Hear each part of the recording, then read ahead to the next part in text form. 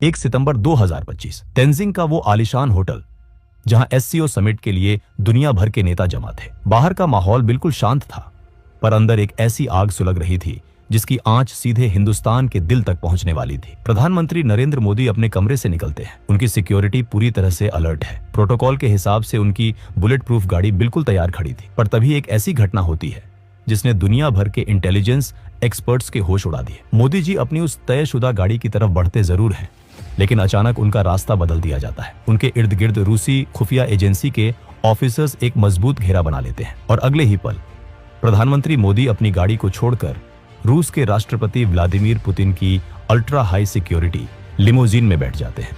ये कोई छोटी बात नहीं थी। एक देश का प्रधानमंत्री दूसरे देश के राष्ट्रपति की गाड़ी में, ऐसा डिप्लोमेसी के इतिहास में शायद ही कभी होता है। लेकिन इस गाड़ी के दरवाजे बंद होते ही जो शुरू हुआ वो किसी हॉलीवुड थ्रिलर से कम नहीं था। दोनों नेता उस बंद लिमोजीन में पूरे 10 मिनट तक बैठे रहे। गाड़ी अपनी जगह से 1 इंच नहीं हिली। आखिरकार गाड़ी आगे बढ़ती है। इंटरनेट पर तस्वीरें आग की तरह फैलने लगती हैं।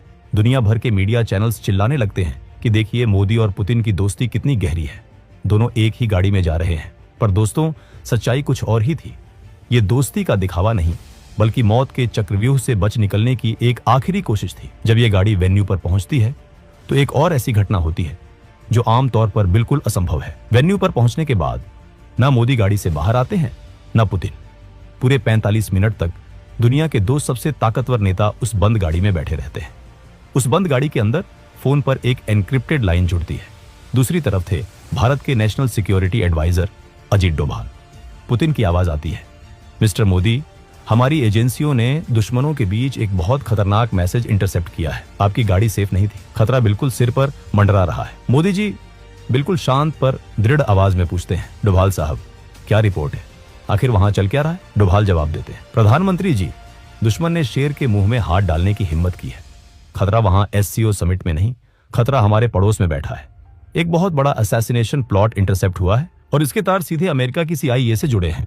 ये सुनते ही गाड़ी में सन्नाटा छा जाता है। CIA, दुनिया की सबसे ताकतवर खुफिया एजेंसी, हिंदुस्तान के प्रधानमंत्री को निशाना बनाने की कोशिश कर रही थी। इस साजिश के तार समझने के लिए हमें थोड़ा पीछे जाना होगा। ठीक 27 अगस्त 2025 की उस सुबह पर, जब पड़ोसी देश बांग्लादेश के ढाका शहर में एक अजीब सी हलचल थी। ढाका का एक बहुत ही आलीशान वेस्टर्न 5 स्टार होटल। वहां एक 50 साल का आदमी चेक इन करता है। उसके पास 3 बड़े बड़े सूटकेस थे। इस आदमी का नाम था टेरेंस।